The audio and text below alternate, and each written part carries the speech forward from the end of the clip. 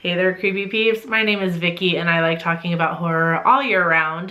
If you also like talking about horror all year round, which clearly you do because it's January right now, you should subscribe. All right, so the time has come to count down my favorite horror movies of 2023. This year has felt so long. Like, a lot of the movies that I'm going to be talking about came out more towards the beginning of 2023, and it feels like I saw them 3 years ago. Don't forget to share your top 10 in the comments down below, and let's get into it. Coming in at number 10 is Talk to Me. This one has grown on me a bit through the year and has climbed up the list steadily. It was far from the last one on the list, to be clear, but it definitely wasn't in the top 10 when it first came out. If you saw my video for my top 10 books of 2023, a theme in that video was devastating horror stories, and Talk to Me definitely fits that bill. And hey, coming in at number 9 is the final movie of the Scream franchise. I'm still pissed at how badly Spyglass completely fucked this franchise by disrespecting Melissa Barrera in the way that they did. I'm sure you guys all have heard about it by now. So Scream 6, not bad. This one also grew on me. I wasn't super stoked about it when it first came out in comparison to the rest of the franchise. I feel like it still stands 6 movies in that I don't hate any movie of the Scream franchise. And just, once again, Spyglass can suck a dick. Alright, so coming in at number 8, this one was a surprise to me at how much I liked it. Saw X, or 10, I guess. Saw X just sounds better. I was not expecting to like this movie as much as I did. I feel like this far into the game, anytime a new Saw movie comes out, it's like, I just go see it because I feel like I have to, not because I'm necessarily excited about it. This one was a damn delight. Maybe it's because my expectations were so low, who knows. I feel like they really brought back the fun of the Saw movies. The kind of messy and weird editing style of the earlier Saw films. Y'all know exactly what I mean. You know the style. I gotta say, hearing that iconic theme music with the character John Kramer back doing his jigsaw thing, it got me all the way hype. All right, so number 7 is one that I will never recover from, Infinity Pool. I'm looking at you. Every day, almost every day, I think about the end of that movie and which Alexander Skarsgård was the one at the end of the movie, you know? I may never know. I may be thinking about that every day until I die. What a wild movie. And a wild way to provide more evidence as to why we need to eat the rich, you know? I love a good eat the rich story. And Mia Goth was an icon in this, as per usual. Speaking of icons, coming in at number 6 is Maven. This was such a fun movie to watch and such a fun theater experience. I still think about the theater experience. It was very clear that no one, myself included, was expecting the level of camp until the scene where Megan starts singing Titanium. Because we didn't know if this was supposed to be serious or it was supposed to be as cheesy as the scene played. And after that scene, the whole vibe in the theater changed. Like, we all kind of realized, like, oh, it's this kind of movie. And it was just such a fun time. I've enjoyed every rewatch of this film throughout the year. And while I don't think a sequel is necessary, I know they have one in development. It might still be the early stages though, I'm not sure. But I'll be excited to see more Megan anyway. All right, moving into the top half of the list, coming in at number 5 is Unseen. I might be the only one that liked this movie, but whatever. I thought it was a lot of fun to watch and it had a lot of heart. It was kind of a silly premise, but I feel like it was intentional. Like, if you watch the film, it seems like they're having fun.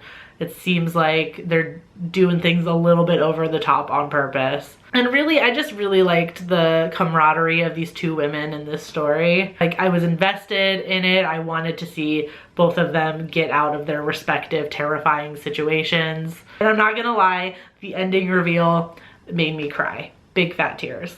You guys know at this point, I love a good horror movie that's gonna make me cry. All right, so number 4 is technically not a feature film, but I'm just gonna include it on the list because I don't watch that many shows anyway. So The Fall of the House of Usher. It's Poe, baby. I can't not include Edgar Allan Poe on my top 10 list. It was just such a great mini-series. The way they brought each of Poe's iconic stories to life was just better than I could have imagined. It was absolutely brilliant, and it just goes to show like how timeless Poe's stories really are. It felt like a super appropriate topic because 2023 definitely felt like an eat the rich kind of year, and the characters were iconic. If I only had one gripe about this, it was just that I could have done at least like 2 or 3 more episodes with those characters because they were just such fun. All right, top 3 time. Coming in at number 3 for me is Renfield. Renfield was also just so much fun. Nicolas Cage was great as Dracula. Nicholas Hoult was great as Renfield. It was funny, it was actiony, it was gory, like surprisingly gory. I wasn't expecting the level of gore that we got. And so stylized. I loved the comic book, like graphic novel feel to this. I was just into the whole thing, the entire package. I thought it was great. And as much as I love the bone-chilling, like devastating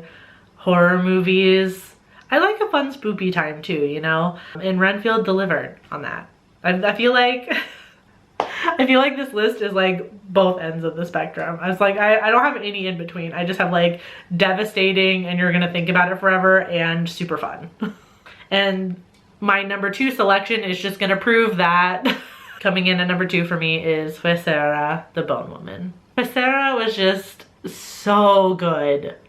It was so good. I would love to do a Does This Offend You episode on this at some point. I really want to dive into it and get into the like the nitty gritty and nitpick at it as we do on Does This Offend You. It's really scary and really chilling, and I feel like I didn't see that many people talking about Huesera throughout the year. So if you haven't seen it, consider this your sign to do so. It's so good. It was definitely my Roman Empire movie of the year. Like, I just keep thinking about that movie. And finally, my favorite horror movie of 2023 was Skinamarink. I was honestly surprised that Skinamarink held on to the #1 spot all year.